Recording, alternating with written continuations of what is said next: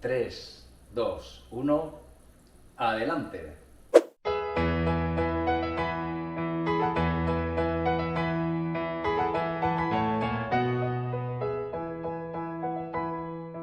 Hola, bienvenidas y bienvenidos a Con Paraguas y a lo Loco, un programa para amantes de la meteorología y la climatología.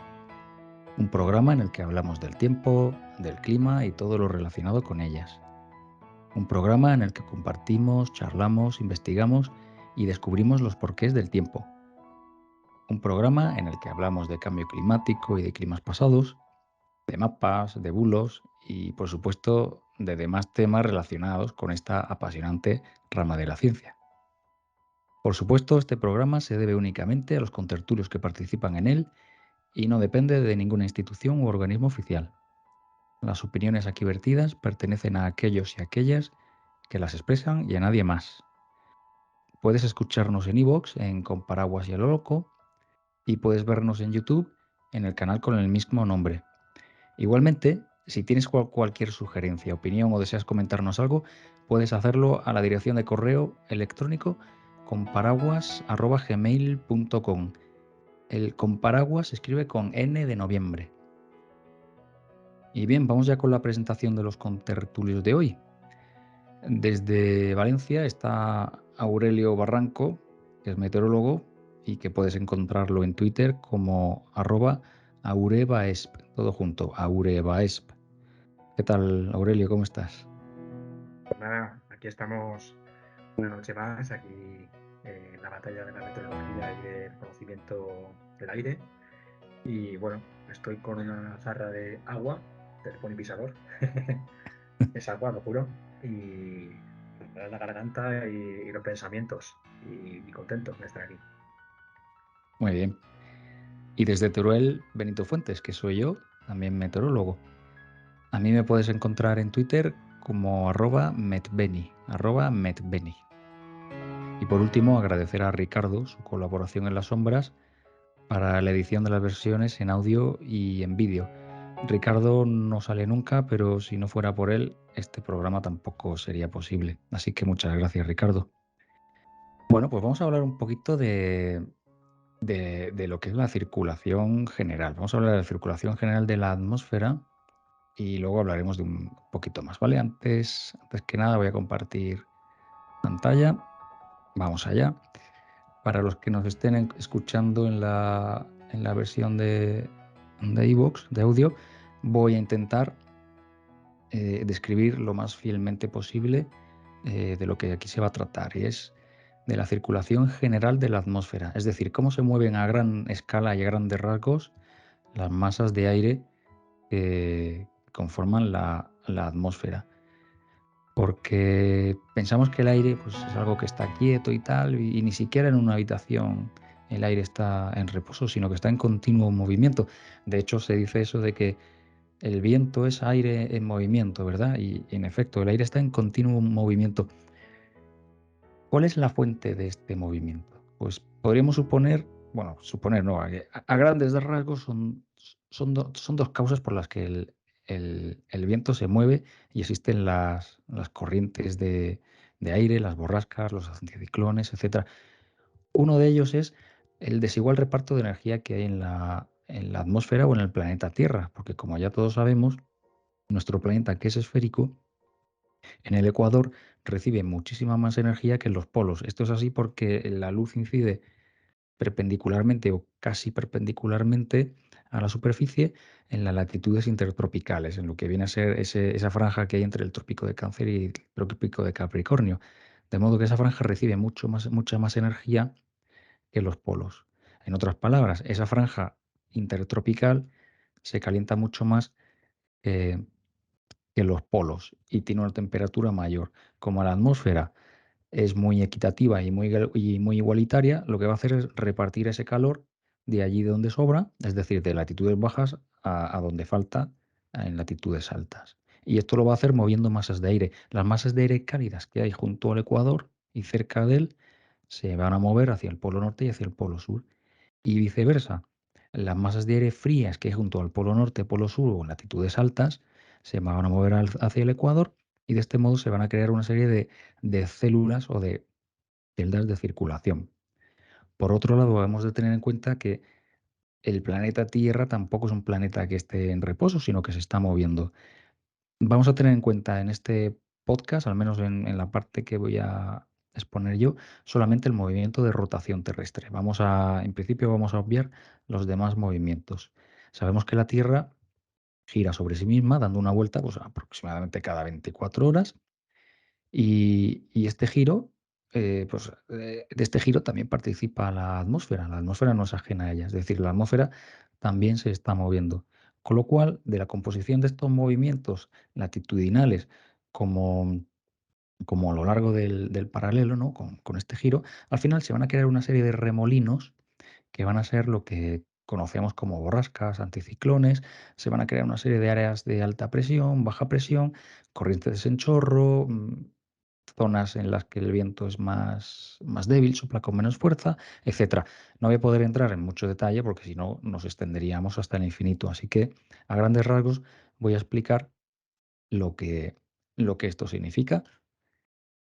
Pero antes de eso, tengo que explicar un poquito eh, cómo se mueve el aire cuando asciende o desciende latitudinalmente. Y para eso me voy a ir no es que me vaya del planeta Tierra, es que me voy a quitar esa imagen y me voy a ir a la plaza de mi pueblo. En la plaza de mi pueblo hay una fuente.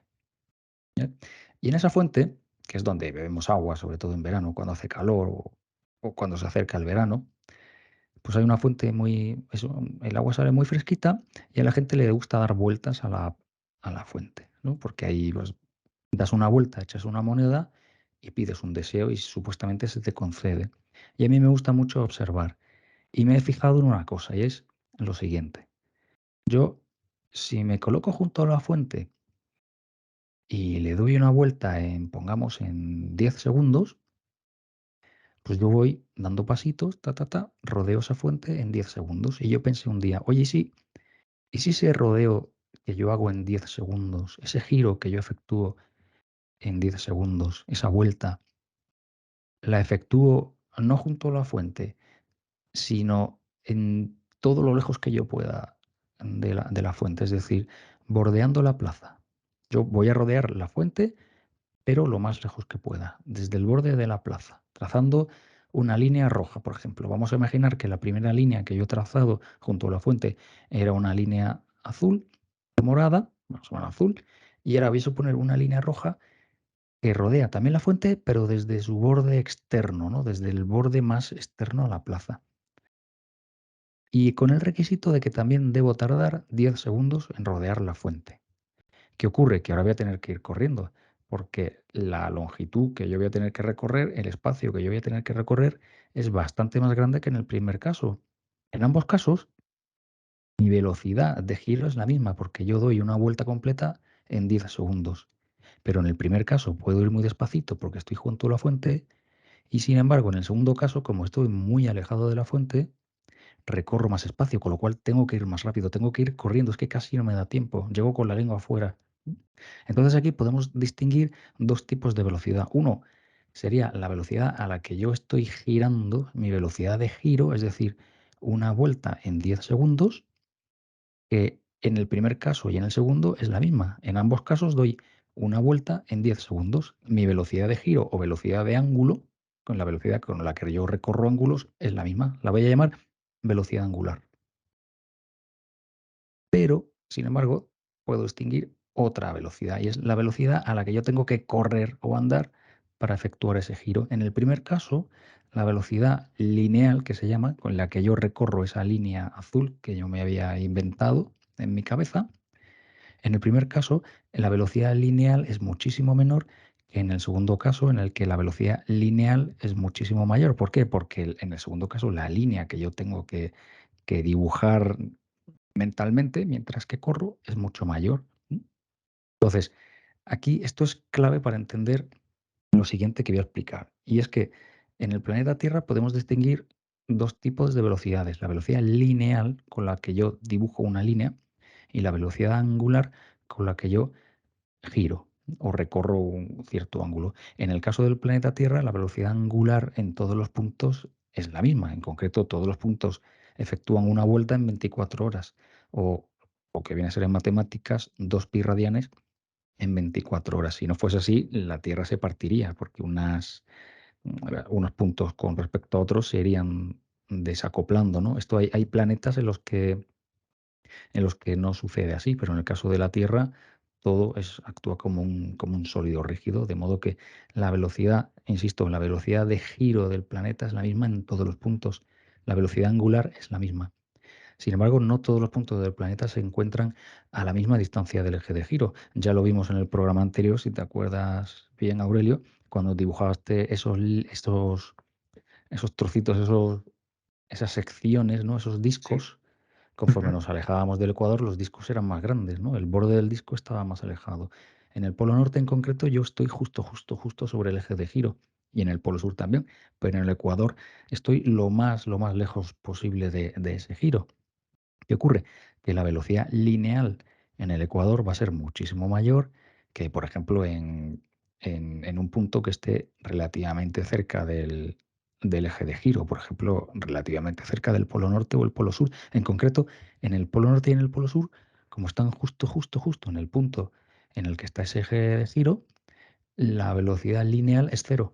Es decir, ese punto no se mueve. Si yo coloco un punto ahí, o coloco algo ahí, eso no se mueve, eso no hace ningún dibujo, no hace ninguna circunferencia. Lo único que hace es girar sobre sí mismo con la velocidad angular de una vuelta cada 24 horas, pero no dibuja ninguna circunferencia.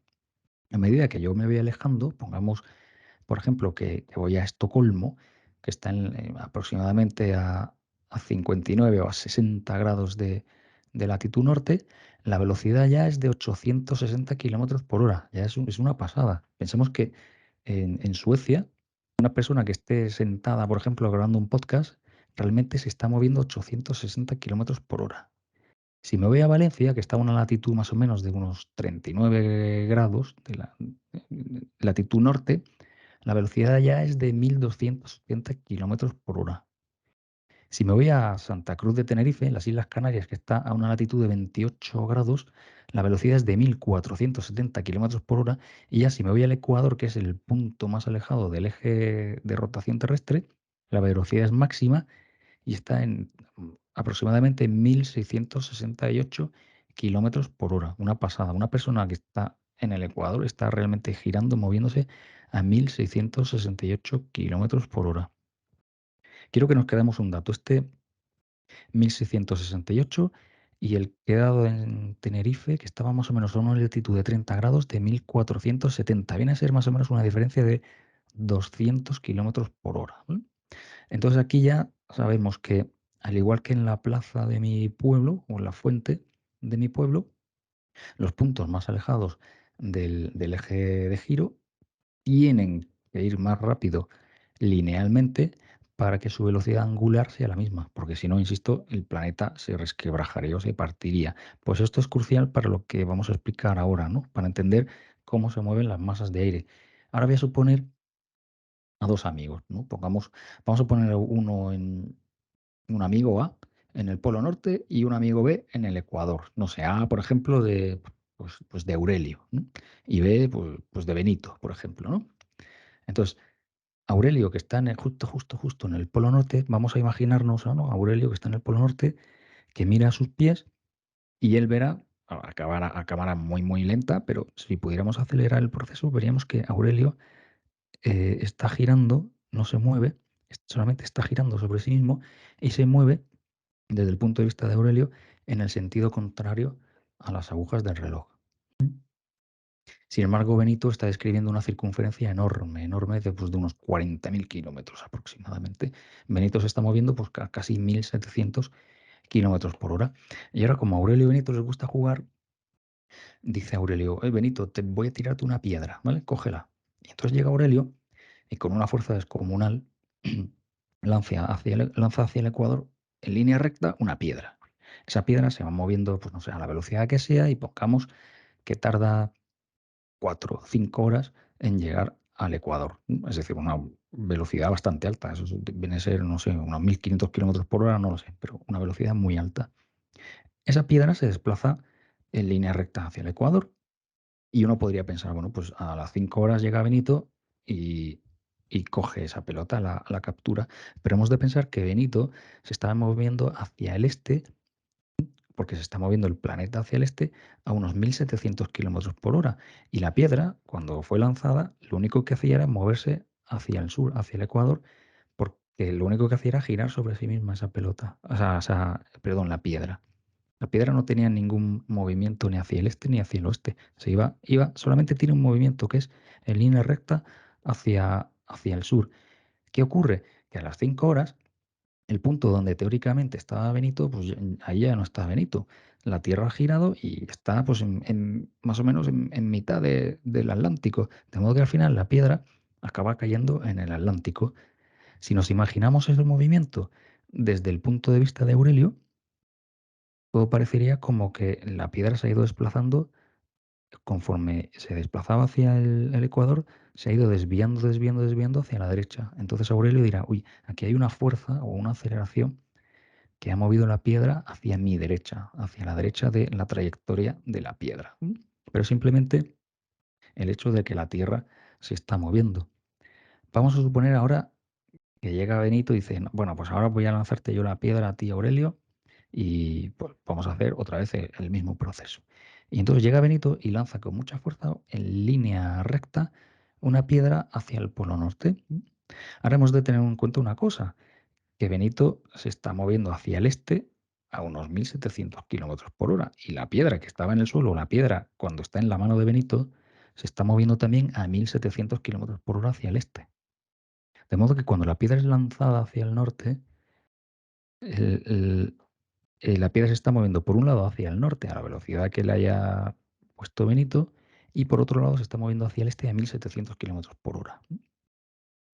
¿Qué ocurre? Que como ya hemos visto antes, conforme nos desplazamos hacia latitudes más altas, la velocidad lineal del planeta va disminuyendo, en- pero no lo va haciendo la velocidad de la piedra, ¿no? Si no hay nada que lo detenga, supongamos que no hay rozamiento ni hay nada. Es decir, la piedra se va encontrando con un suelo que cada vez se desplaza más lentamente. En concreto, en el Ecuador se está moviendo a 1700 kilómetros por hora, igual que la piedra. Pero cuando llega, por ejemplo, a Canarias, se encuentra, o a la latitud de Canarias, se encuentra que ese suelo se está moviendo a unos 1400 y pico kilómetros por hora, mientras que la piedra se está moviendo a 1700. Ya hay una diferencia de 300 kilómetros por hora. Y ya cuando está cerca de Suecia, de Estocolmo, ese suelo se está moviendo 800 y pico kilómetros por hora hacia el este y la piedra a 1700. Y hay una diferencia de 1000 kilómetros por hora.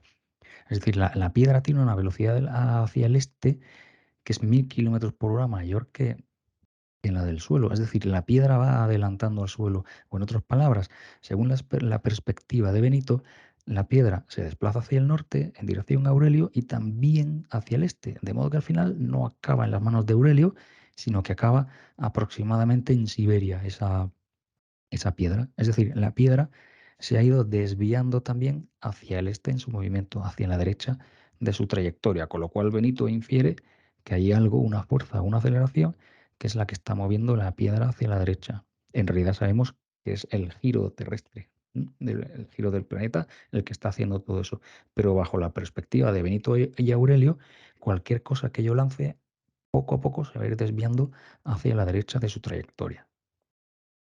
Es como lo que se conoce como aceleración de Coriolis o fuerza de Coriolis, etcétera, porque fue pues eso, descrita por un señor que casualmente se llamaba Coriolis, ¿no? Qué casualidad. Como anécdota, yo he estado en la sede meteorológica de Francia, en Toulouse, en Meteo France, y allí en Meteo France, donde está situado la sede, es en la avenida Coriolis. Curioso. Ya que sabemos esto, estamos en disposición de por fin meternos en lo que es la circulación de la atmósfera, por fin. Entonces vamos a suponer nuestra circulación, como ya dije, vamos a suponer nuestro punto de partida en el ecuador, ¿vale? Hemos dicho que en el ecuador hay un exceso de energía y este exceso de energía lo que va a hacer es que, como ya explicamos en otros programas, o al menos se sobreentiende, que el aire cálido se eleva, ¿no? Él tiene menor densidad que el frío y entonces asciende. Pues vamos a suponer que sobre el ecuador el aire es muy cálido, asciende verticalmente y una vez que ha ascendido verticalmente, pongamos a unos 10, 12, 15 kilómetros de altura, se desplaza hacia el norte, hacia el ecuador, para intentar equilibrar ese desequilibrio energético. Conforme se desplaza hacia, voy a suponer todo, perdonad, hago un inciso, voy a suponer todo bajo la perspectiva del hemisferio norte, ¿vale? En el hemisferio sur, esta aceleración que yo he explicado de Coriolis, o esta desviación aparente, se produce hacia la izquierda. Pero por simplificar un poquito las cosas, y porque yo vivo en el hemisferio norte y también lo simplifico yo para mis adentros, voy a suponer solamente el hemisferio sur, pero todo esto también es extrapolable al sur, ¿vale? Bueno, pues ya cierro paréntesis.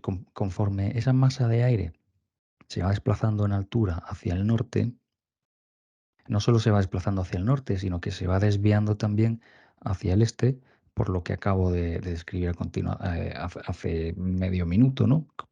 Y al igual que la piedra, se va desplazando poquito a poco hacia el este, va ganando cada vez mayor velocidad hacia el este, de modo que a unos 30 grados de latitud más o menos, si recordamos la diferencia que había entre Tenerife y el Ecuador, la diferencia es de unos 200 kilómetros por hora, ¿no? Es decir, esa masa de aire que con respecto al Ecuador estaba parada, con respecto a una latitud de 30 grados, a una latitud más o menos aproximadamente en la de Canarias, se está moviendo hacia el este a unos 200 kilómetros por hora. Podemos imaginarnos lo que supone esto. Imaginémonos, pues, cuando vemos al pelotón ciclista, ¿no?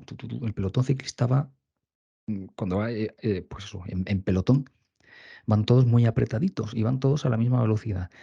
Y ahora imaginemos que por un casual llega uno de los ciclistas y se desplaza a la misma velocidad, pero gira un poquito hacia la derecha. ¿Qué ocurre? Que va a provocar un atasco, ¿no? Va a provocar que, pues, una convergencia, nunca mejor dicho, porque la persona que va detrás se encuentra con una persona delante, entonces tiende a pararse, tiende a girar un poquito también hacia la derecha, hasta al final se va a formar una amalgama, ¿no? Una zona de convergencia, si lo definimos por su nombre, en, en esos 30 grados de latitud norte aproximadamente. ¿Qué ocurre? Que ahí cuando el aire converge, se apelotona, se aprieta, entre comillas, por así decirlo, eh, pues sitio tiene donde ir y lo único que puede hacer es descender. Entonces lo que sucede es que en estas zonas aproximadamente que están comprendidas más o menos pues aproximadamente hacia los 30 grados norte y 30 grados sur, el aire desciende precisamente porque converge en las capas altas de la atmósfera o de la troposfera y no tiene otro sitio donde ir, sino hacia abajo. Entonces, conforme desciende hacia la superficie, lo que va haciendo es empujar la superficie, está apretando la superficie, está aumentando la presión que hay en la superficie, está creando anticiclones o una zona de alta presión en esos 30 grados de latitud norte, ¿no? Esto es, si nos vamos o si alguien busca los sistemas de presión semipermanentes que hay en enero, verá que hay unos anticiclones más o menos anclados en el hemisferio norte, en el Atlántico Norte, en torno a las Azores, otro en el Pacífico, el llamado anticiclón de California, y en el hemisferio sur tenemos tres anticiclones, o tres, sí, una banda, digamos, de altas presiones, en la que tenemos el anticiclón de la isla de Pascua, el anticiclón del Océano Índico y el anticiclón del Atlántico Sur o de Santa Elena. Es decir, esos anticiclones que son casi semipermanentes no están ahí porque sí, porque alguien quiera y tal, es simplemente porque corresponden más o menos a esas zonas en las que el aire, las masas de aire convergen en altura y se dirigen a la superficie y crean zonas de alta presión. De hecho, no es de extrañar que más o menos, grosso modo, los desiertos del planeta estén casi casi en las mismas bandas. Si nos vamos al hemisferio norte y vemos dónde está el desierto del Sáhara, el de Arabia, el de la zona de México, California, y más o menos quedan casi casi a la misma latitud. Lo que es los desiertos o la estepa ya de, de Asia Central queda un pelín al norte, pero más o menos por ahí. Y ya si nos vamos al hemisferio sur y vamos al desierto de Atacama, de Chile, al desierto de Namibia, de la zona de Sudáfrica o Australia, están casi en la misma banda. Más o menos todos estos aproximadamente sobre los 30 grados de latitud, con lo cual no es de extrañar que estos anticiclones son zonas en las que precisamente, no lo he comentado, pero claro, todos sabemos o hemos estudiado que el aire cuando asciende verticalmente condensa, forma nubes y llueve. ¿Qué ocurre cuando desciende verticalmente? Lo contrario, se seca, crea zonas de alta presión. Si hay nubes, desaparecen y no llueve o llueve muy poquito. De ahí que los desiertos estén en estas zonas, en zonas en las que el predominio es un predominio anticiclónico. ¿Qué ocurre cuando ese viento, esa masa de aire llega al suelo? Pues que retorna de nuevo al ecuador. Retorna al ecuador hacia el sur, pero como ya explicamos antes, conforme va hacia el ecuador, se va desviando ligeramente hacia el este, conformando lo que se llaman los vientos alisios, que esto nos suena un poquito, son vientos que en el hemisferio norte son del noreste y en el hemisferio sur del sureste. Cuando estos alisios del norte y estos alisios del sur llegan al ecuador, convergen ahí, convergen en superficie. Y al converger en superficie, al chocar en superficie, el único sitio que pueden ir es hacia arriba, de modo que ya hemos cerrado el ciclo, o al menos este ciclo que acabo de empezar, y es que en la zona de Ecuador el aire asciende verticalmente, primero porque dije que había un exceso de radiación y mucha energía, ese aire cálido que subía, pero también por la convergencia de los alisios. Y esa banda de convergencia es lo que se llama la zona de convergencia intertropical. De modo que al final, resumiendo, tenemos que en la zona de convergencia intertropical el aire asciende, se dirige hacia el polo correspondiente, pongamos hacia el polo norte en altura, pero aproximadamente hacia los 30 grados de latitud desciende verticalmente y retorna de nuevo, cerrando el ciclo, hacia la zona de convergencia intertropical, retorna en superficie. De modo que aquí nos viene definida una célula que es la que se llama célula de Hadley, que invito a cualquiera que la busque, ¿no? Es una célula de circulación vertical muy importante. Vamos ahora a partir de la masa de aire que iba desde el polo norte y quería ir hacia el ecuador, digamos, para equilibrar un poco. El, el viento, o mejor dicho, la masa de aire que hay junto al polo norte, en este caso, es una masa de aire muy fría. El aire frío justamente le pasa al contrario que el aire cálido, tiende a estar pegadito al suelo precisamente porque pesa, entre comillas, más. De modo que cerca de la superficie se dirige hacia el sur, hacia el ecuador. ¿Qué ocurre? Que conforme se va desplazando hacia el este, se va desviando también, o sea, perdón, conforme se va desplazando hacia el sur, se va desviando también hacia el este. De modo que estos vientos son vientos que son del noreste en el hemisferio norte, porque conforme, ya digo, conforme se desplazan de norte a sur, también lo hacen de este a oeste. Y lo mismo, hacia los 60 grados de latitud más o menos, ese viento que podríamos decir, entre comillas, grosso modo, que tenía muy poca velocidad lineal porque estaba cerca del polo, cuando llega más o menos a la latitud de Estocolmo, pues ya está unos 800 y pico kilómetros por hora retrasado con respecto al suelo que hay en esa latitud. Y le pasa un poquito como al pelotón ciclista que comenté antiguamente. Es decir, en este caso hay convergencias de viento hacia los 60 grados de latitud. Estas convergencias, este choque de vientos, ¿no? Este apelotonamiento de vientos que se produce cerca del suelo, pues el único sitio donde puede ir el viento es hacia arriba. Entonces, en este caso se crean aquí unas zonas de ascensión vertical y digamos una zona que es muy propensa a la formación de borrascas, ¿no? En el hemisferio norte tenemos dos zonas, digamos, mm, por antonomasia, que son justamente al cruzar las Aleutianas y en la zona de Islandia, mientras que en el hemisferio sur tenemos pues, lo que, a sotavento del Mar de Ross y Mar de Weddell. Son dos zonas, digamos, no son las únicas, pero son, digamos, las favoritas para formarse ahí borrascas. En resumen, ahora tenemos una célula que podemos llamar célula polar, que es parecida a la célula de Hadley. El viento parte en superficie del polo, se dirige hacia el sur, pero hacia los 60 grados de latitud asciende verticalmente y se dirige de nuevo hacia el polo, formando de nuevo como una especie de célula, ¿no? de circuito cerrado.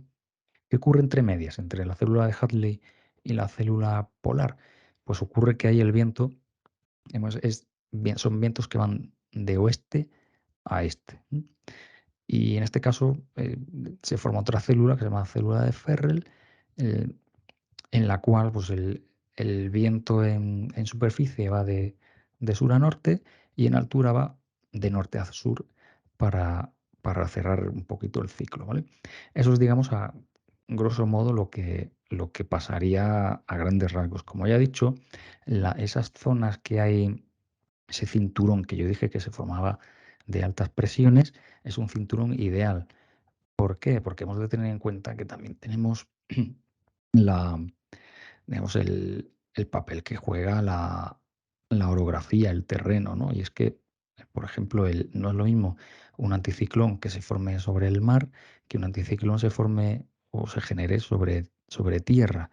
¿Por qué? Porque, bueno, sobre tierra, por un lado, tengo que si el sol calienta mucho, ¿no? Un día pues, de verano o de lo que sea, el calentamiento junto a la superficie, que es muy intenso, y ese calentamiento intenso junto a la superficie lo que va a intentar es forzar a que ese aire suba, ascienda verticalmente, de modo que trata de compensar un poco ese descenso que debería haber ahí de las masas de aire por, por convergencia, ¿no? En la latitud de los 30 grados, de modo que a veces en tierra esas altas presiones desaparecen y son sustituidas por bajas presiones, pero solamente cerca de la superficie, de modo que al final teóricamente esa banda, ¿no? latitudinal que vendrían a ser los anticiclones, pues al final se cierran, ¿no? Y se generan pues esas áreas cerradas de forma ovalada o de forma circular, que es lo que comúnmente conocemos como anticiclón. Y lo mismo con las borrascas, ¿no? Eso que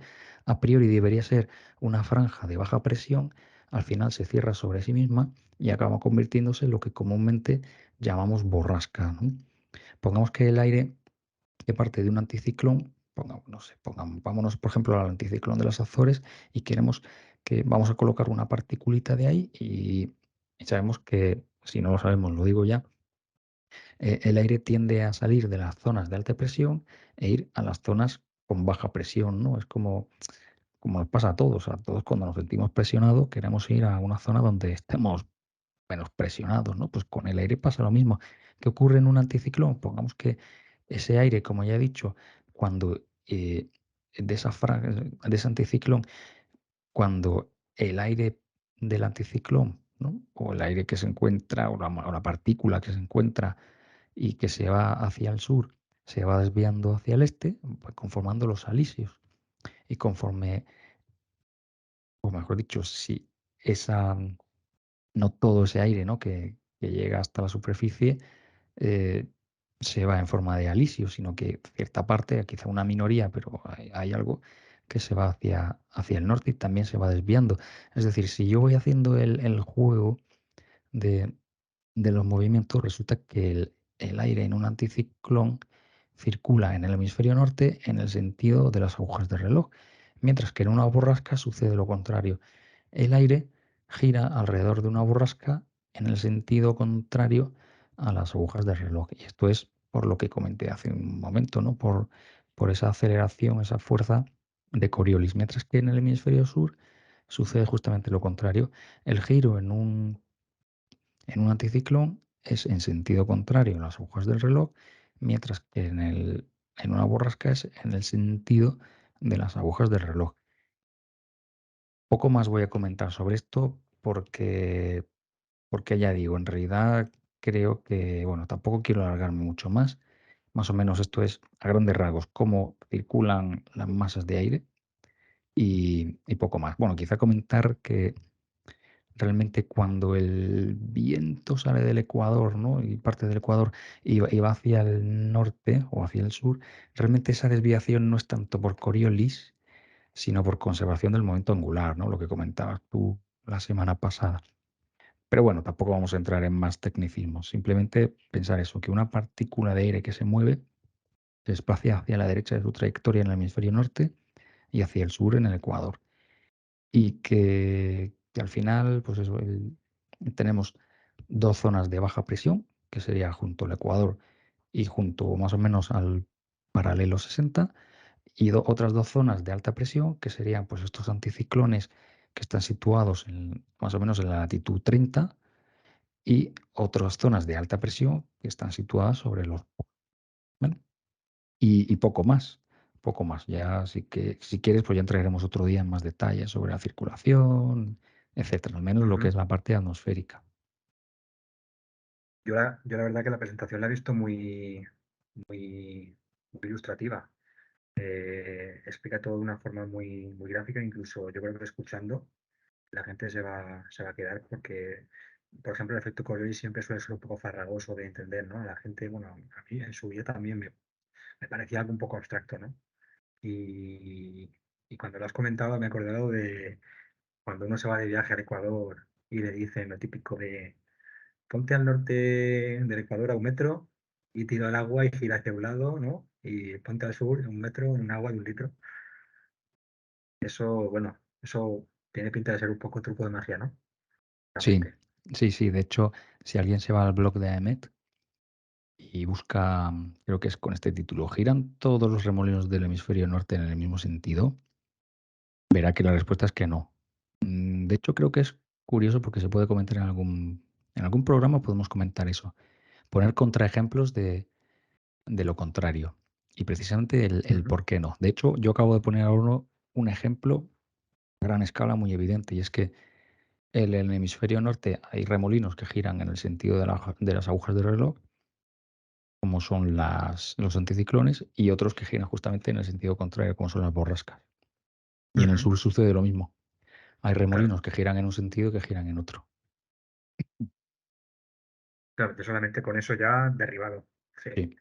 Y luego podríamos entrar en escalas más pequeñas y ver también lo mismo, que hay contraejemplos y el por qué.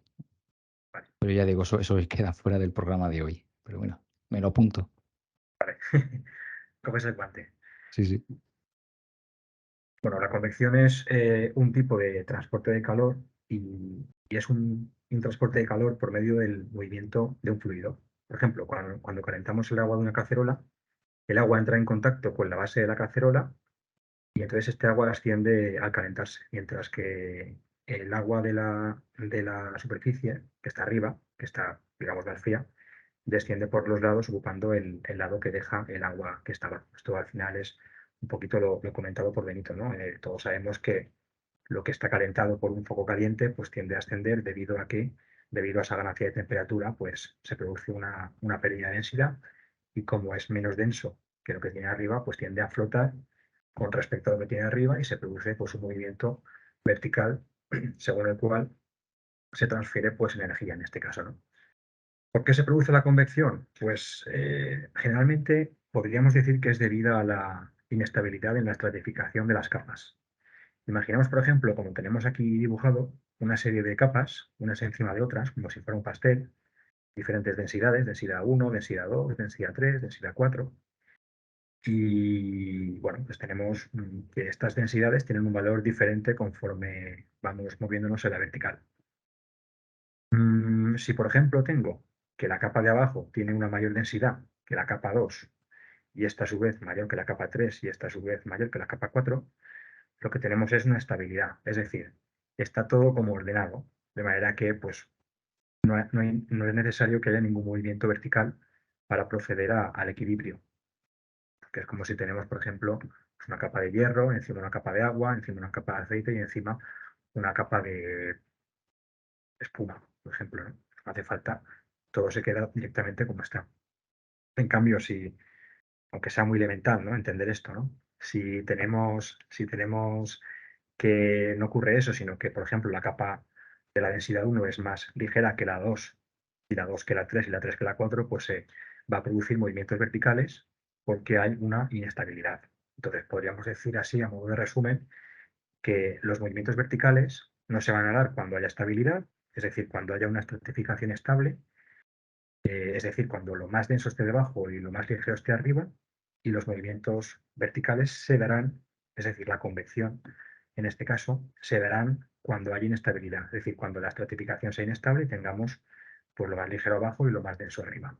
Antes de continuar, vamos a hablar un poco de la dimensión de los océanos para que tengamos en cuenta el papel tan importante que tienen eh, junto con la atmósfera en el sistema climático. Simplemente como dato curioso y para que tengamos un poco las ideas claras, ¿no? Los océanos ocupan el 70% de la superficie terrestre y tienen una presencia más o menos del orden del 90% del total de la biosfera. De hecho, del total del agua disponible en todo el planeta, el 97% procede de los mares y océanos, que es prácticamente total, ¿no?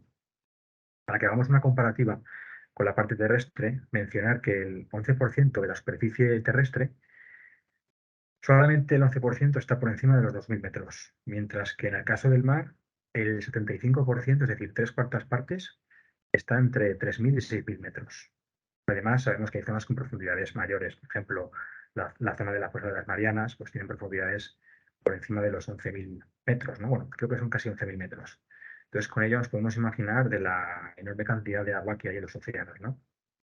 Para que nos hagamos una idea y la comparemos con la atmósfera, bueno, pues aquí podemos comparar la masa en kilogramos de los océanos con la masa de la atmósfera, que viene a ser pues del orden de unas 250 veces, ¿no? Yo divido la masa de una entre la masa de la otra y salen pues 250 veces. Teniendo en cuenta la diferencia de masa, teniendo en cuenta el diferente valor de la capacidad calorífica y teniendo en cuenta la temperatura, vamos a suponer que nos lo llevamos todo al mismo nivel de presión, que sería el nivel del mar, donde se produce el contacto entre la atmósfera y los océanos, pues podemos suponer que como la masa de los océanos son 250 veces mayor que la masa de la atmósfera, que la capacidad, bueno, en este caso sería el calor específico, presión constante de, de los océanos es 4 veces el de la atmósfera y que las temperaturas son más o menos iguales, podemos estimar que la relación energética es de 1.000 veces, es decir, tenemos más o menos 1.000 veces más energía almacenada en los océanos que la atmósfera. Para que nos hagamos una idea del agua de los océanos, más o menos el volumen estimado es 1,37 por 10 a la 9 kilómetros cúbicos, que eso viene a ser un huevo y parte del otro. Y bueno, si queremos más o menos traducirlo a una forma geométrica entendible, pues por ejemplo una esfera, pues no hay nada más que igualar el volumen de los océanos al volumen de una esfera de radio desconocido y despejando el radio pues nos sale un radio de 689 kilómetros que equivaldría pues a un diámetro de 1.378 kilómetros, que más o menos sería la distancia entre Tarifa y Lyon, que puede parecer poco, pero imaginémonos una esfera de ese diámetro, ¿no? Sería enorme, llegaría hasta unas capas muy altas bueno, no sé qué capa correspondería, no sé si probablemente la exosfera. Una manera también de visualizar la cantidad de agua de los océanos, quizá todavía más intuitivo para nosotros, sería directamente coger la superficie de las tierras emergidas y suponer que en las costas colocamos una muralla que tiene una altura X y vertemos toda el agua de los océanos en esas murallas, ¿no? Como si fuesen un molde, ¿no? Como cuando echamos una crema caliente sobre un molde, ¿no? Imaginaros todos los países que hay en el planeta, ¿no? España, Francia, Europa, todos los continentes, la Antártida, todo. Levantamos esas murallas, vamos a calcular, echando el agua la altura. Bueno, pues al final es simplemente una comparativa volumétrica, sabiendo que la superficie de las tierras emergidas es igual a 1,49 por 10 a la 8 kilómetros cuadrados. Esta superficie multiplicada por la altura que queremos saber es igual al volumen de los océanos y nos sale pues una altura de 9,4 kilómetros. Es decir, una altura mayor que el Everest, suponiendo que la Tierra tenga superficie terrestre plana, que en este caso habría que tener en cuenta también pues, las masas montañosas, ¿no? Es decir, es muchísima la cantidad de agua que hay en los océanos. Además, el agua tiene una capacidad calorífica muy alta y esto significa, es una propiedad que viene a significar que para cada grado de temperatura que gane cada kilo de agua, se necesita mucho más calor, es decir, mucha más cantidad de energía que para elevar un grado de temperatura del resto de elementos que la rodean, como por ejemplo, pues tierras, aire, atmósfera, ¿no? Entonces nos podemos hacer una idea de la cantidad de energía que se puede almacenar en los océanos, porque la energía al final es producto de la masa y es producto de esta propiedad. Entonces, la energía que se almacena es tremenda. Y esta característica, concretamente la capacidad calorífica, que por unidad de masa sería el calor específico, es precisamente la característica que hace que en las zonas de costa las temperaturas pues, sean más suaves que tierra adentro. Es decir, que reciban la misma cantidad de calor, pero que la temperatura sea menor en las zonas de costa porque es necesaria más cantidad de calor que en tierra para que el agua se eleve que la que hay en tierra, ¿no?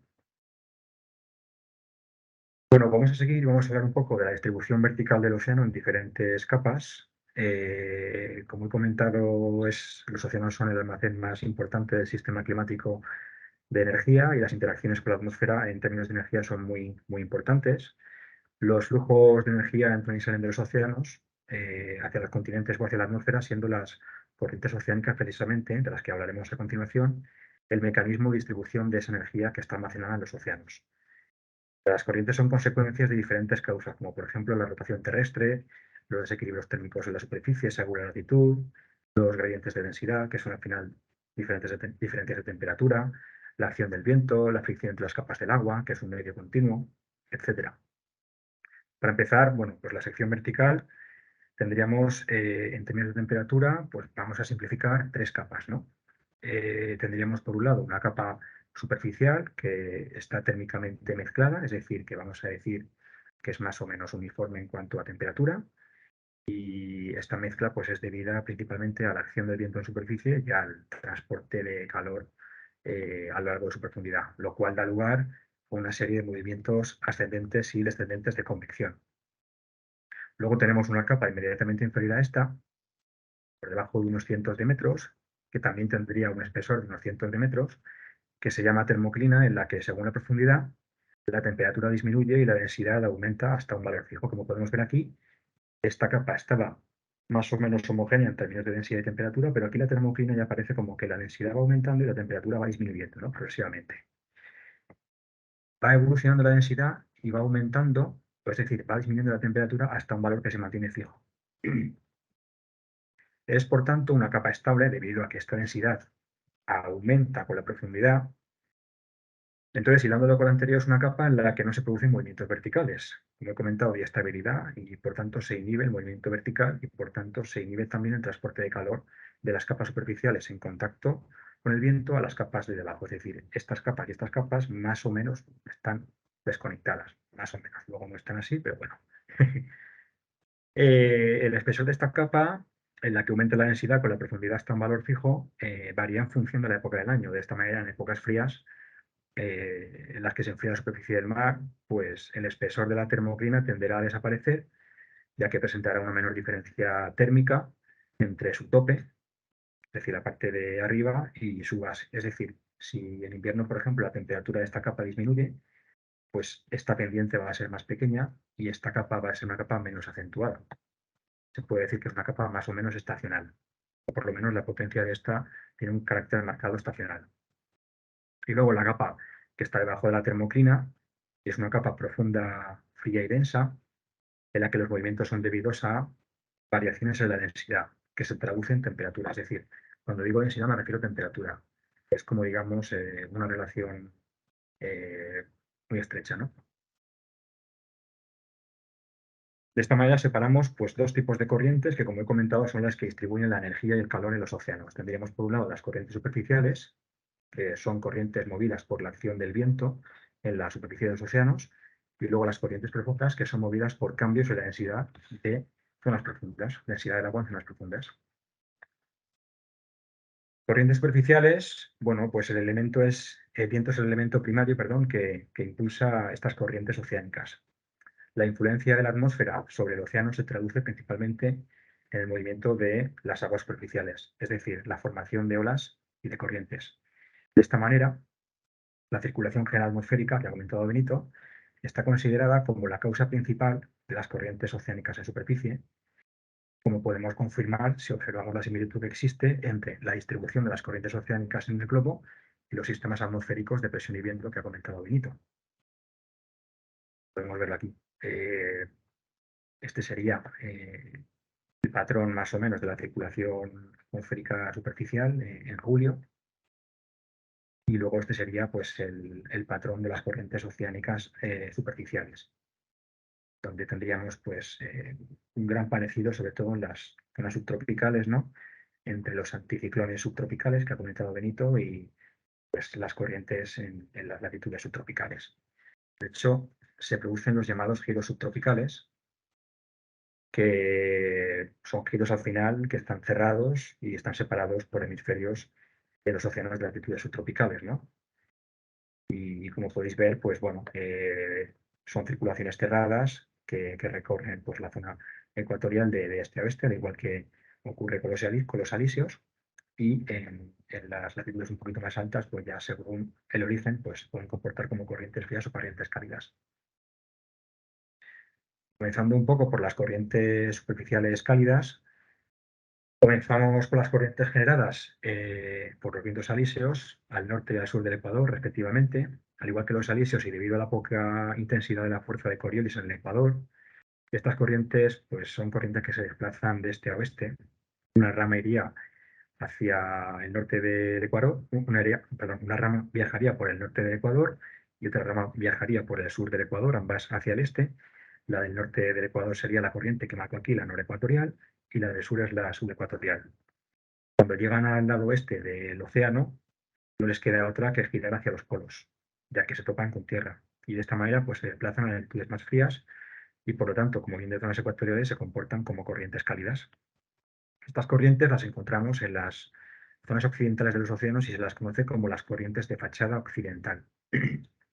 Los centros de giros subtropicales de estas corrientes superficiales tienden a desplazarse hacia el oeste debido a una serie de factores dinámicos, es decir, de movimiento, dando lugar a un estrechamiento del canal por el que pasan las corrientes en la zona oeste de estos giros, acelerando el flujo.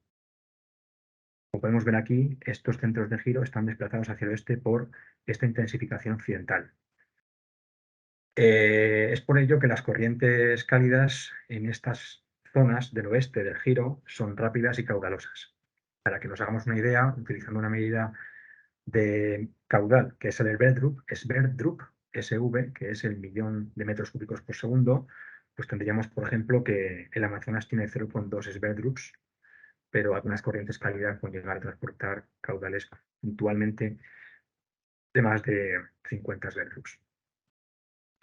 Algunas de ellas, por ejemplo, para que nos suene un poco, pues sería la corriente del Golfo, del Atlántico Norte, la corriente de Brasil, del Atlántico Sur, la corriente de Agujas, del Índico, la corriente de Kuroshio, del Pacífico Norte, y la corriente del este de Australia, del Pacífico Sur.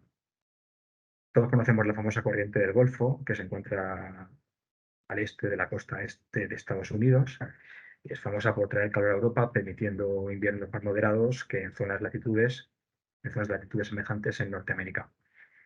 Luego, por ejemplo, la corriente de Brasil es una corriente que dejó una anécdota curiosa que queda para la historia tras la firma del Tratado de Tordesillas en el año 1494.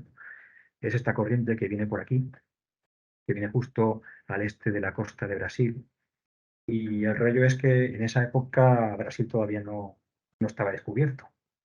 Por lo visto, en este tratado lo que se hizo fue firmar un pacto entre España y Portugal, según el cual se distribuían un poco las zonas de explotación del Océano Atlántico para la extracción de especias. La ruta de Portugal era una ruta que iba hacia el sur, bordeando lo que era el Cabo de Buena Esperanza, Océano Índico y demás, y España, que recientemente había descubierto las Américas, pues iba a ir hacia el oeste. Se estableció como punto intermedio, para que no hubiera conflicto de intereses, más o menos el meridiano correspondiente al punto medio que hay entre el oeste de Cabo Verde y el este de las islas tropicales descubiertas por España, el Caribe. Pero si trazamos esa línea, realmente al este de este meridiano hay un trozo de tierra que es justo la puntita de Brasil, lo que sería la zona de Recife, más o menos. Los portugueses llegaron a la conclusión que para volver de África, la parte del Cabo de Buena Esperanza, les compensaba más que tirar hacia Guinea, les compensaba más dirigirse hacia el oeste, yendo por la corriente subecuatorial y luego ya enganchar con la corriente de Brasil, acercándose hacia esas costas que no conocían y las descubrieron. Y al final, bueno, pues le venía muy bien porque hacían recaladas y porque era un territorio muy vasto que descubrieron. Todo esto fue por por esta corriente. Las corrientes superficiales frías, pues si seguimos los giros subtropicales hacia los polos y hacia el este, es decir, continuamos por los vientos del oeste que ha comentado Benito, son vientos que soplan del oeste, pues estas corrientes acaban subiendo de latitud, se van enfriando porque se van topando con aguas más frías hasta finalmente tocar la costa este del océano correspondiente. Y esto pues las obliga a descender de latitud hacia el Ecuador, es decir, irán hacia el sur en el hemisferio norte, irán hacia el norte en el hemisferio sur. De manera que se comportarán como corrientes frías porque se topan luego con aguas más tropicales y más calientes. Estas corrientes, como se encuentran al este de los océanos, se las conoce como corrientes de fachada oriental. Además, hay un fenómeno que es debido al efecto Coriolis que todavía amplifica más el enfriamiento de estas corrientes, que es la llamada surgencia o upwelling en inglés, o afloramientos. A partir de ahora les llamaremos afloramientos para no complicarnos, que básicamente son ascensos de aguas más frías, profundas. Generalmente no son las aguas más profundas de la circulación termolina, de la que hablaremos luego, sino aquellas que están más cercanas a la termoclina y que por tanto están más frías que las superficiales. Por tanto, se aprecia una diferencia relativa de temperatura, ¿no? Es decir, suben aguas con temperaturas relativamente más frías y por eso se intensifican todavía más estas corrientes. Esto es explicado mediante la llamada espiral de Ekman. A medida que se desciende desde la superficie del océano hacia capas más profundas, en la horizontal actúan dos fuerzas, para que nos hagamos una idea. Por un lado estaría la fuerza de Coriolis, que desvía el flujo hacia la derecha en el hemisferio norte y hacia la izquierda en el hemisferio sur, y luego la fuerza de rozamiento entre las capas. Este desplazamiento de agua en las capas superficiales hacia un lado permite el ascenso de aguas más profundas que suben a ocupar el hueco dejado, resultando de esta manera pues, una mezcla de aguas frías y por tanto un enfriamiento. Es decir, si yo me fijo, por ejemplo, en esta corriente fría que está al oeste de África, la corriente de Benguela, y esta corriente, por el hecho de encontrarse en el hemisferio sur, se desplazaría, o por lo menos el desplazamiento por Coriolis va hacia la izquierda. Si hago un corte vertical de esta corriente, y ahora estamos viendo la costa este de Namibia, perdón, la costa oeste de Namibia y el Atlántico Sur, tendríamos que esa corriente se dirigiría pinchando hacia adentro, ¿no? El mapa, el gráfico, y como la fuerza de Coriolis desplaza el agua hacia la izquierda, es decir, hacia el oeste, luego también se propaga ese desplazamiento hacia la izquierda relativo según vamos descendiendo, y como están en contacto las capas por fricción, al final lo que acaba ocurriendo es que el agua fría y profunda asciende para reemplazar el agua que se está yendo hacia otro lado. Es decir, es como si hubiera, digamos, un hueco que es reemplazado por el agua fría de abajo, con lo cual, pues, estas corrientes todavía se hacen un poquito más frías por este efecto de afloramiento, del cual también hablaremos luego más adelante. En definitiva, el afloramiento, si hacemos una ubicación geográfica según donde estemos, lo podemos ver claramente. Hemisferio sur, las fachadas occidentales, se desplaza hacia el oeste, ascienden. Hemisferio norte, fachadas occidentales de los continentes, tendríamos que la corriente desciende, se va hacia el este, se va agua adentro y asciende, reemplaza el agua fría de debajo. Algunas corrientes frías, pues, por ejemplo, la corriente de California, sería esta de aquí, la corriente que está en el Pacífico Norte, la corriente de Humboldt, que está en el Pacífico Sur, la corriente de Canarias, que está en el Atlántico Norte, la corriente de Benguela, que está aquí, que es de la que he utilizado como este ejemplo, etcétera, ¿no? Algunas corrientes más, de las que no he hablado porque no forman parte de los giros subtropicales. Por ejemplo, la corriente del Labrador, que es una corriente oceánica fría, que se encuentra en el norte del Océano Atlántico y fluye por el sur del Ártico, más o menos, a lo largo de la costa del Labrador y pasa alrededor de Terranova, continuando hacia el sur a lo largo de la costa de Nueva Escocia. Arrastra muchos icebergs hacia la costa este de Norteamérica, hacia la zona de Terranova y demás. Esta claramente es una corriente de fachada oriental que, como ocurre, por ejemplo, en el este del Atlántico, ¿no? Como ocurre en el este del Atlántico Sur, es una corriente de fachada oriental que está al oeste de Groenlandia, una clara corriente fría que cuando llega aquí arriba, cuando está en este canal, pues no le queda otra que dar la vuelta y bajar. Pero tenemos una corriente que recorre toda la costa oeste de Groenlandia y toda la costa este del norte de Canadá.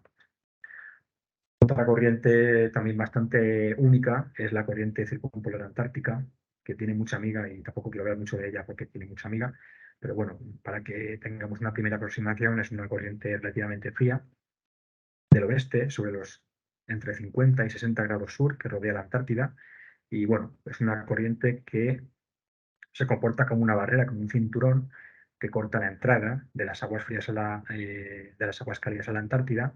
De esta forma aísla las aguas frías de la Antártida y bloquea la salida de icebergs de la Antártida, es decir, la isla todavía más, si ya estaba muy aislada.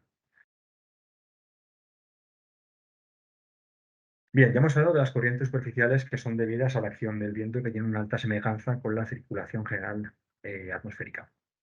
Ahora vamos a hablar de las corrientes, bueno, más que de las corrientes de la circulación termolina, que se comporta como una corriente propiamente dicha. Es una circulación cerrada que recorre prácticamente el total del planeta. Tiene sectores fríos en los cuales circula a gran profundidad y luego tiene sectores cálidos en los que se desplaza a una menor profundidad. Está impulsada por los gradientes de densidad, es decir, por diferentes valores de densidad y por tanto temperatura. Luego también la salinidad es importante, pero ya hablaremos un poco de ella.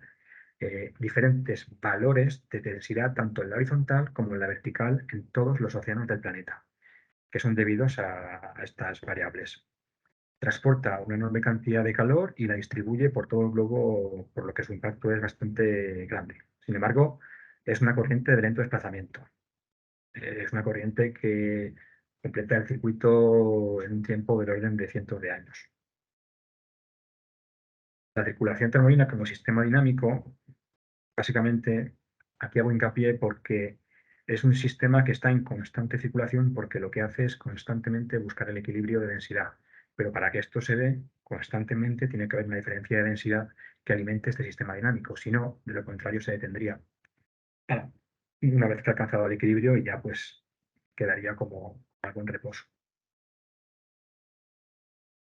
¿Claves para entender la circulación termolina? Pues por un lado tendríamos la formación de aguas frías y profundas. Es un circuito que comienza con la formación de aguas frías y profundas.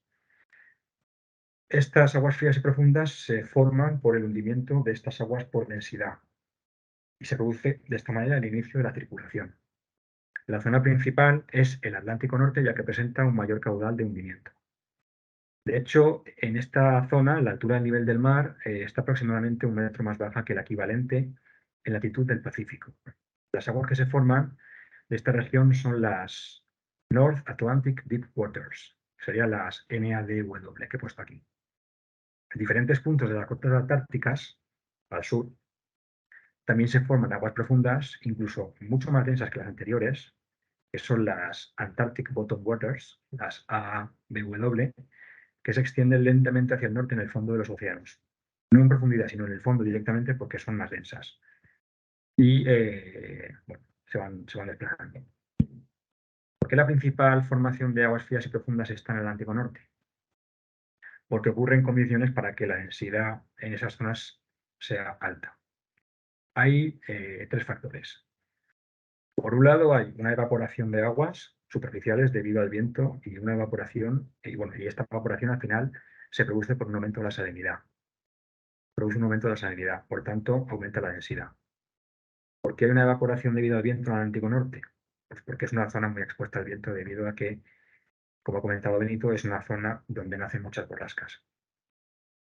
Entonces, todos sabemos que las borrascas pues, presentan isobaras muy prietas y, por tanto, vientos fuertes, que favorecen la evaporación y, por tanto, el aumento de la salinidad y el aumento de la densidad. Esta evaporación, además, por un mero proceso termodinámico, produce un enfriamiento y, por tanto, aumenta la densidad, en este caso, por el camino de la temperatura. Y luego, además, este enfriamiento produce congelación de agua superficial y este agua que se congela libera la sal que tenía, aumentando de esta forma la concentración salina en el agua que está líquida, lo que todavía aumenta más la densidad. Por eso, imaginando que el Atlántico Norte al final está formado por una banquisa de hielo y que está expuesto a las borrascas y tal, pues es una zona muy favorable para que se formen estas regiones de hundimiento. Una vez que hemos hablado de la formación, luego tendríamos la distribución de las aguas frías profundas, que básicamente pues sería el desarrollo de la circulación en profundidad. Las aguas frías que se forman en el Atlántico Norte, las llamadas NADW, se desplazan hacia el sur en profundidad y de esta forma se produce la circulación en capas profundas. Lo mismo ocurre con las Antarctic Bottom Waters. Luego estarían las corrientes superficiales, que también tienen importancia en esto, o por lo menos las corrientes cálidas, que lo que permiten es un reemplazo de aguas en zonas de formación de aguas frías, para que la circulación quede cerrada. Sobre todo, ¿dónde? En las zonas donde se producen estas formaciones de aguas frías y profundas. Para que yo tenga agua fría y profunda que se forme, tiene que llegar un agua relativamente más cálida que sea luego finalmente hundida. Y luego también, pues algunos afloramientos que se dan en diferentes puntos, pero afloramientos que se dan sobre todo en las zonas antárticas de aguas realmente profundas. Hablaremos de esto a continuación. Vamos a hablar un poco de la interacción de las diferentes corrientes profundas y superficiales, porque lo cierto es que aunque la corriente termolina la veamos separada de las anteriores superficiales, como la corriente del Golfo, como la corriente de Curoxio, la veamos separada como si fuese algo diferente, ya que diferenciamos orígenes diferentes, en una se forman debido al viento, otras se forman debido al gradiente de temperatura, de densidad, salinidad. Lo cierto es que las corrientes realmente son mucho más complejas e interactúan entre ellas. Este hecho hace que en realidad los comportamientos sean mixtos muchas veces. Por ejemplo, hay una importante corriente de la que voy a hablar ahora, que es la AMOC, que es la Atlantic Meridional Overturning Current, la circulación meridional de retorno del Atlántico, que tiene algo que ver con esto, con esta interacción entre el viento, digamos, o las corrientes superficiales de viento y las corrientes profundas debidas a temperatura y salinidad. Esta circulación meridional del Atlántico de retorno se llama meridional porque un desplazamiento meridional es un desplazamiento que se produce a lo largo de un meridiano. En este caso, esta célula, como si fuera la célula de Halley, pero en este caso de corriente, tiene un amplio recorrido norte-sur a lo largo del Atlántico, transportando una gran cantidad de calor. Por eso es meridional, porque va a lo largo más o menos o tiene por lo menos un gran recorrido meridional norte-sur. Transporta una grandísima cantidad de calor, del orden de 1,2 petavatios, que sería 1,2 y 15 ceros detrás. La cantidad de energía, más o menos, para que nos imaginemos, que transporta cada segundo equivale aproximadamente a la energía que consume España en unas 5 horas. Cada segundo, 5 horas. O sea, es mucho. Y se llama retorno porque da la vuelta en la zona de hundimiento del Atlántico Norte. En el pliegue este, donde tenemos la corriente cálida, de aguas más superficiales, aquí, en este pliegue, pues se produce el retorno hacia zonas más profundas y hacia latitudes más tropicales. A grosso modo, aunque no se sabe la proporción, parece que el viento tiene una gran importancia en sus ramas más superficiales, ramas cálidas, y los gradientes de densidad de temperatura tienen más importancia en las ramas más profundas o frías. Podríamos decir que está formada por la unión de la corriente del Golfo, más o menos, que tras hundirse se desplaza en profundidad como si fuese las North Atlantic Deep Waters a lo largo del Atlántico, es decir, como un poco la conjunción de estas dos corrientes, en lo que respecta al Atlántico Norte. Esta rama profunda esta rama profunda de la MOC, la North Atlantic Deep Water, es la razón por la cual se puede explicar el afloramiento de aguas profundas en la Antártida. Permite explicar esto por lo siguiente. Como habíamos dicho, los afloramientos que vemos en las costas, por ejemplo, la corriente de Benguela, que he hablado antes, la corriente de California, etcétera, son afloramientos de aguas más frías que las superficiales. Sin embargo, en la Antártida, cerca de la zona de formación de las Antarctic Bottom Waters, se observan afloramientos de aguas realmente profundas. ¿De dónde vienen estas aguas? Es decir, la diferencia es que las que vemos en la Antártida son más profundas que las que se forman en otras corrientes frías superficiales. Pues probablemente estos afloramientos son debidos a esta rama de la corriente, a la North Atlantic Deep Waters, que han recorrido todo el Atlántico rumbo hacia el sur de retorno en profundidad y se han topado con la zona de formación de las Antarctic Bottom Waters, que son más densas, viéndose obligadas a ascender. Es decir, si yo tengo aquí en esta diapositiva el recorrido hacia el sur de las North Atlantic Deep Waters, es decir, el retorno de la circulación AMOC, que llegan a la zona de formación de las Antarctic Bottom Waters, cuando llegan aquí se topan con aguas que son más densas, por lo tanto se ven obligadas a ascender, pero realmente ascienden ya de profundidades muy grandes. Por tanto, tenemos afloramientos de aguas muy profundas en estas zonas de la Antártida. Pero es que además los vientos del oeste de la circulación circumpolar antártica terminan de ponérselo de todo fácil al ascenso, ya que Coriolis desvía el agua hacia la izquierda, en el norte, hacia el norte. Entonces, si la circulación va hacia el oeste, o sea, va de oeste a este, y Coriolis desvía esta circulación que va de oeste a este hacia el norte, volvemos a hablar de lo anterior, se retira agua de la superficie que va mar adentro, que sería, digamos, hacia el norte, y ya el poco camino que le quedaba a esa corriente profunda por subir, pues ya lo tiene bien fácil, porque, porque en capas altas pues no tiene prácticamente ninguna resistencia. Este sería el de la derecha, un diagrama que nos mostraría pues un poco una sección de sur a norte de las células cerradas de las corrientes y cómo se comportan en superficie y en profundidad. En superficie tendríamos las corrientes cálidas, poco densas, que cuando llegan a latitudes boreales altas descienden formando la North Atlantic Deep Water, que cuando se van yendo hacia el Ecuador se acaban encontrando con el flanco delantero de avance de las Antarctic Bottom Waters, que son más densas y por tanto se ven obligadas a ascender, resultando en este afloramiento de corrientes profundas en zonas muy cercanas a la formación de aguas profundas antárticas. La MOC en el pasado, simplemente como una pequeña pincelada que se puede desarrollar mucho más. Bueno, pues una pequeña nota sería que la MOC ha tenido una gran influencia en el desarrollo de las civilizaciones al este del Atlántico. La detección de datos proxy nos permite reconstruir el clima del pasado de manera indirecta y nos indican qué pudo ocurrir con la MOC. En Norteamérica, hace unos 13.000 años, había un lago enorme, mucho más grande que los grandes lagos actuales, que se había formado por el deshielo de los glaciares. Es el lago Agassiz. Este lago, de alguna manera, encontró un camino que lo conectaba con las aguas del Atlántico Norte, vertiendo de esta forma una grandísima cantidad de agua dulce durante muchos, muchos años. Este enorme aporte de agua dulce lo que hizo fue ralentizar el proceso de formación de las North Atlantic Deep Waters. ¿Por qué? Porque se produjo una pérdida de densidad de las aguas por disolución de la salinidad y como consecuencia los hundimientos se debilitaron.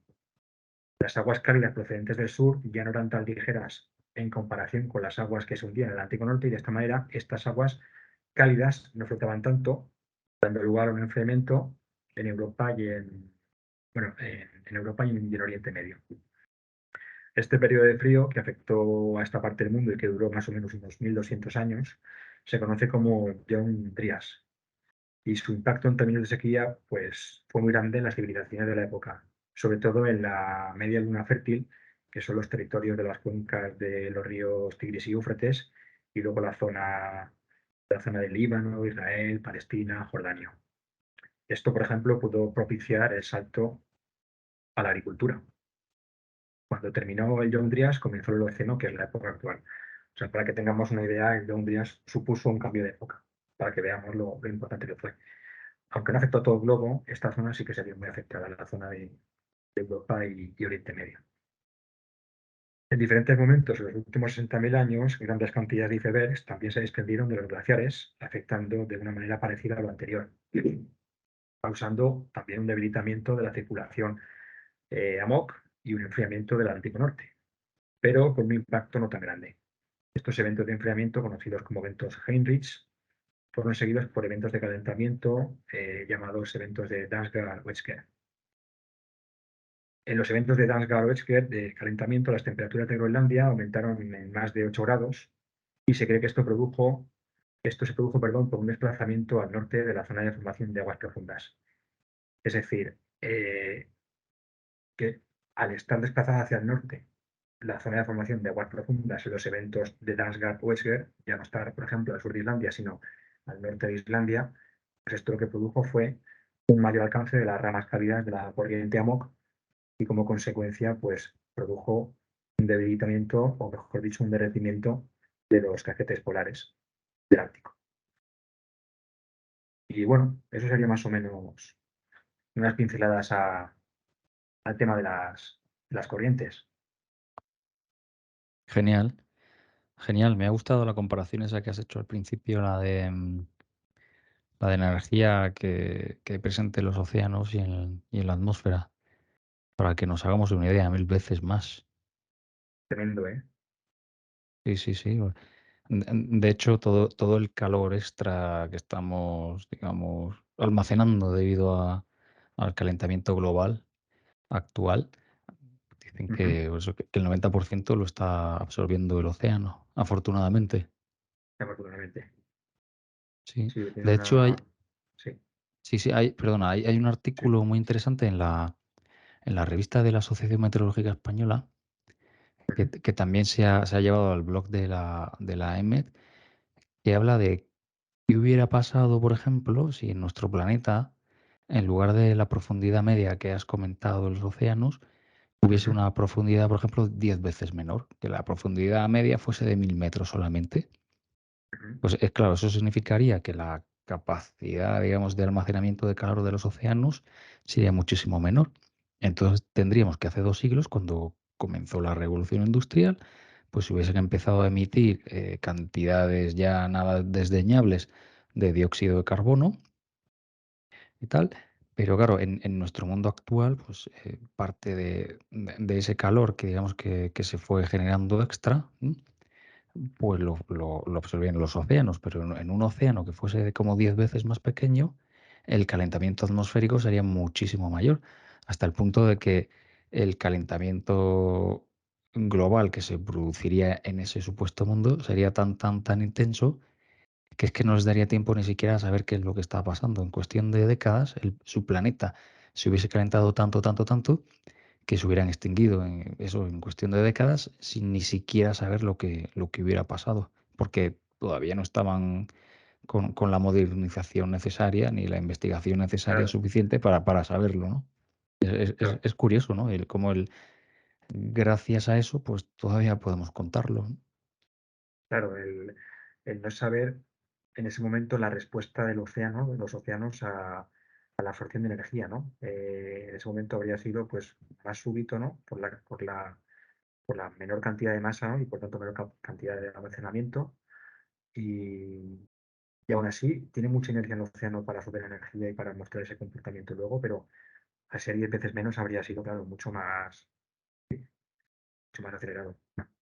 Sí, sí, de hecho lo que comentabas tú, lo de la convección, el hecho de que, claro, las capas más altas del océano, las que están más cerca de la superficie, son a priori las menos densas y las que tienen mayor temperatura, con lo cual, claro, ese proceso de convección no es tan, digamos, tan súbito o tan espontáneo como en la atmósfera. Y claro, eso limita también la absorción, ¿no? Lo ideal sería que el océano absorbiese todo y entonces tendríamos un clima bastante más estable de lo que tenemos. Pero Claro, no sé si poner como una ventaja o un inconveniente eso, el que el océano, pues mezclar el océano es difícil, ¿eh? Es difícil encontrar esa cuchara gigante que lo remueva todo. claro, que lo distribuya bien, claro. Aumentando la velocidad de giro de la Tierra. Sí, Una coctelera, sí, sí. sí, sí, sí, se podría, se Increíble. podría. Me ha gustado mucho la presentación, ¿no? Y sobre todo, pues, esas zonas de surgencia en el Atlántico Sur y tal, eso. Está Sí, bien, está bien, sí. está muy interesante, está muy Sí, interesante otro día y. podríamos hablar de los eventos Heinrich y los Ujú. Oscar-Escher, esos que nunca me sale la palabra, y por supuesto el Jaun Drías y bueno, todo esto, si has visto, es una de mis pelis favoritas de meteorología, la del día de mañana, no sé si lo has visto. Sí, sí, sí, sí, tiene que ¿Sí? ver con la circulación termolina, ¿no? Sí, sí, lo que ocurre es que todo sucede en cuestión de horas y días, cuando en realidad estos Mm. eventos son Sí, muchísimo más dilatados en el tiempo, desde luego. sí, sí, de hecho, recuerdo que en la película, no recuerdo mucho, pero sí que recuerdo como que mostraba al meteorólogo, ¿no? El Sí, protagonista mostraba. Dennis Quaid, ¿eh? ¿Qué hizo Sí, Dennis sí, Quaid? sí, sí. Muestra el mapa meteorológico y se veía el mundo y se veían 3 pedazos de ciclones tropicales, ¿no? Ahí, 1, 2 y 3. En Sí. plan, venga, pues ya está. Nada. Sí, sí. Así yo también puedo. Claro. Así, de hecho, realmente la circulación esta que comentabas tú se está debilitando. Ujú.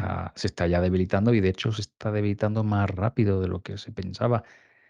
Pero aún así, digamos, el proceso es lento, no es algo que ocurra de la noche a la mañana, ¿no? Como en la película. O sea que en ese sentido podemos dormir tranquilos. Sí, sí, sí, porque al final el caudal que aporta el deshielo de Groenlandia y los icebergs de la banquisa es muy pequeñito en comparación con el caudal que tiene, ¿no? La propia corriente. Ujú. Lo que es Sí, 0,1 Sverdrup o algo así, sobre 18 o algo así. Es muy grande.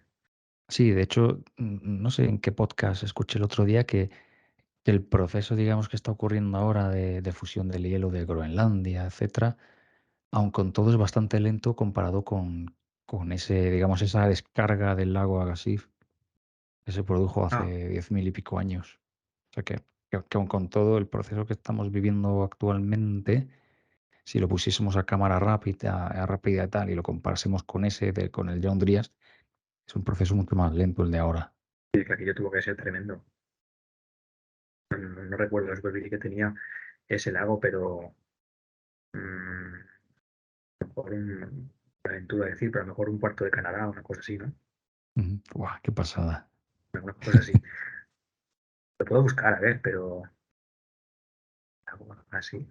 Sí, sí, si nos dices cómo se escribe, porque podemos buscarlo en Google, lago Agassiz. Mira, es Sí, Agassiz. No sé si vamos, si lo buscamos a lo mejor en las imágenes, pues podemos. Lo que pasa es que hay un lago Agassiz que ya existe, creo.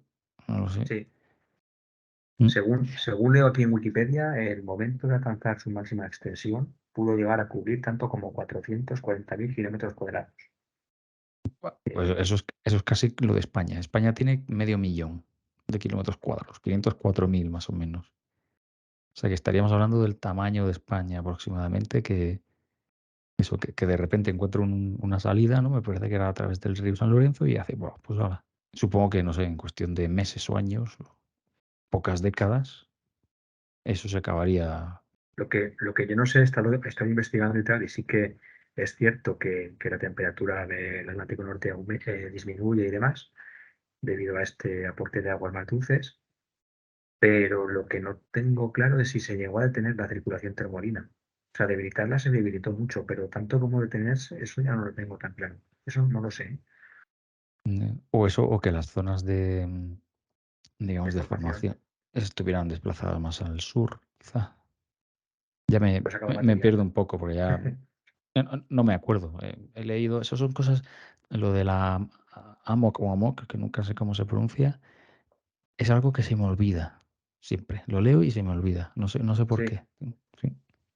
sí, es algo que a mí, por ejemplo, lo que me pasaba cuando la estudié y tal era que la entendía como una separación, ¿no? De la circulación del Golfo y de la termolina, pero tiene como algo que ver una cosa con la otra. Es decir, Ujú, por lo que he estado mirando, la circulación, la corriente del Golfo no es una corriente puramente debida al movimiento del viento, tiene algo también termolino, un poquito, la parte baja, creo que es como un 20%, y ya podríamos decir que toda esa corriente sería como la rama superior de la célula de la MOC. Y luego, pues, la otra rama, que es la que va por abajo, es la North Atlantic Deepwater. Lo que, ujú, lo que me llama mucho, mucho, mucho la atención ha sido la interacción de esta rama con las aguas antárticas. Eso sí que me ha parecido muy curioso, este afloramiento tan, tan así. Pero bueno, que en resumidas cuentas, la MOC yo creo que tiene que ver mucho la parte del viento y la parte de la densidad. No se sabe bien qué es el mecanismo principal, porque por lo que he estado viendo también ha habido casos en los que se ha desplazado calor a lo largo del meridiano del Atlántico Norte cuando había más actividad de viento, y por otro lado también ha ocurrido cuando ha habido desplazamientos de la termoalina, pero es un poquito mixta. es un poquito mixta. Pero eso es complicada de entender, porque es compleja, yo creo que es compleja. Sí, sí. Y otra cosa curiosa también, curiosa de decir qué mala suerte tiene el Sáhara o otras zonas equivalentes. Y es eso, ¿no? Como en su franja oriental, no, occidental, perdón, ¿no? Digamos en la Ujú, franja que va por las Canarias, hay una corriente fría ujú, que coincide, no es que coincida, es que claro, tiene su lógica, ¿no? Con las zonas con las zonas anticiclónicas. Si momentáneamente ese anticiclón se retira y permite el paso de masas de aire del oeste hacia el este, hacia el Sáhara, claro, es una masa de aire que está en contacto con una corriente fría, como es la de Canarias, que tiene, por tanto, poca humedad si la comparamos ujú. con otras masas de aire, y claro, cuando llega al Sáhara se calienta, con lo cual esa poca humedad que tenía, pues ya disminuye, ¿no? Claro, En términos relativos, con lo cual, claro, es muy difícil que llueva en esas zonas, incluso aunque los anticiclones se retiren, ¿no? O sea, claro, que al final es eso, es un cúmulo ahí de desdichas, y el hecho de que no llueva ahí, claro, es por razones físicas, ¿no? claro que hay un solape, ¿no? De cosas ahí. Sí, sí, sí. Y otro dato curioso que yo nunca lo he experimentado, pero me lo puedo imaginar, es eso, como esa corriente fría de Canarias que hay, que claro, uno se va a Canarias pensando que allí pues solecito, Mm, barecitos, el daiquiri, y claro, uno se mete en el agua bueno, por lo que yo he estado cacharreando en webs y bueno, y en modelos numéricos, la temperatura del agua allí es similar a la que hay en el Cantábrico, en Galicia, por ejemplo, o en Asturias. Y claro, uno tiene la idea de que va allí a eso, a Las Palmas, a Tenerife, al calorcito, y te a sol y metes en ese playa, agua y claro, tiene que estar, vamos. helada, helada, helada. Sí, Claro. sí. Sobre todo Ujú. la parte este, ¿no? Del archipiélago, ¿no? Que es la parte Sí, de la corriente. Claro. sí, sí, sí. Vamos, tiene que estar de ensueño eso. Pero temperaturas de cuánto, a lo mejor 15 grados o por ahí, o cuánto. Sí, creo que eran 15, 18 por ahí. Yo cuando miré vi 18, pero no me acuerdo si fue en verano o no. Te diría que sí. Me suena cuando miro los mapas de baja cota, Mm, temperaturas del orden de 14 a 16 en invierno, creo, y de 18 más o menos en verano en lo que es la zona de Galicia. Entonces, cuando miré era similar, pues pongamos 18, bueno, 18 es frío, 18 20 grados. sí, Yo la piscina que tengo aquí en Teruel en verano está a 20 grados, y lo digo en broma, pero en serio. Es una piscina ideal para llevarte las cervezas y ponerlas allí, a enfriar en la piscina y luego subirte a casa, porque es un agua que está helada, como si te helada, pongo una helada. nubecita encima, cuando te estés pegando un chapuzón, ya te vas corriendo, ¿no? ¡Ay, qué To- frío!, ¿no? Sí. Claro.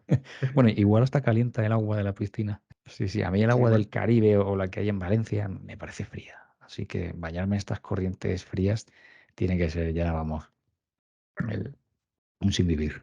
la circulación ya del cuerpo, vamos, sales ahí nuevo. Sí, sí, sí. Nunca mejor dicho, la circulación del Sí. cuerpo. Yo solamente tengo que decirte que este podcast no me pareció nada corriente. Ah, es verdad. Muy bueno, muy bueno. Pues si te parece con la corriente y tal, pasamos ya a despedir el programa, ¿no? ¿Alguna, ¿Vale? alguna meteo canción que tú tengas por ahí? Creo que sí, ¿no? Yo tenía una canción instrumental de Santana que me gusta mucho, que se llama Song of the Wind. Ujú. Así un guitarreo psicodélico muy chulo. Chulo. Y otra de Cat Stevens, ¿no? Que se llama The Ujú, Wind. ujú.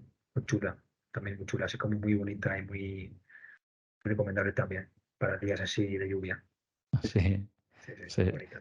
se echan de menos días de lluvia. Estamos ahora grabando este podcast en una temporada en la que, bueno, pues la que debería estar lloviendo mucho, y está lloviendo, no está lloviendo absolutamente nada. Así que, pues bueno, a ver si antes o después esta situación se revertirá, pero no sabemos si será dentro de un mes, mes y medio, 2 meses, o quién sabe, o más, o a lo mejor años, no lo sé.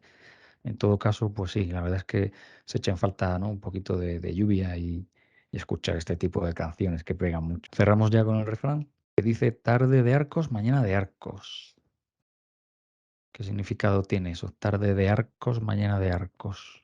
Mañana de charcos. Mañana de charcos, perdón, perdón. Es que lo he leído tal. Tarde de arcos, mañana de charcos. Entonces ya se entiende un poquito más. Tendrá, bueno, yo me imagino que por el arco iris, ¿no? Por el récord. Sí. Claro. Ujú. Sí, pensemos que esto, la mayoría de los refranes son sacados, digamos, del saber popular y que, bueno, pues que a veces el saber popular, pues en algunas áreas, pues es más, este tipo de refranes pega más que en otras, ¿no?